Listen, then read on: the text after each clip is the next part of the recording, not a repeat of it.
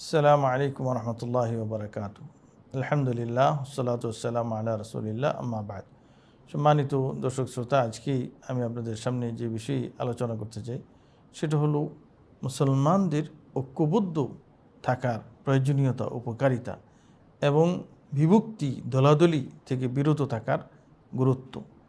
মুসলমানদের কি কোরআনে কারীম আল্লাহ রাব্বুল আলামিন বলেছেন যে ওয়াতাসিমু বিহাবলিল্লাহি জামিআন ওয়া লা তাফাররাকু, যে তোমরা ঐক্যবদ্ধভাবে আল্লাহর রশি অর্থাৎ কোরআন এবং সুন্নাতকে মজবুতভাবে ধরে থাকো, অর্থাৎ তোমরা সম্মিলিতভাবেই কোরআন এবং হাদিসের উপরে অটল থাকো, কোরআন এবং হাদিস মেনে চলো, কোরআন এবং হাদিসের উপরে আমল করো।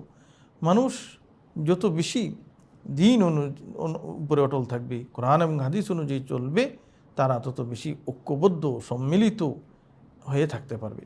পক্ষান্তরে মানুষ যত বেশি দিন থেকে, কোরআন থেকে, সুন্নাহ থেকে দূরে সরে যাবে, তত বেশি তারা বিভিন্ন দলে দলে বিভক্ত হবে, পথভ্রষ্ট হবে, পথ হারা হবে।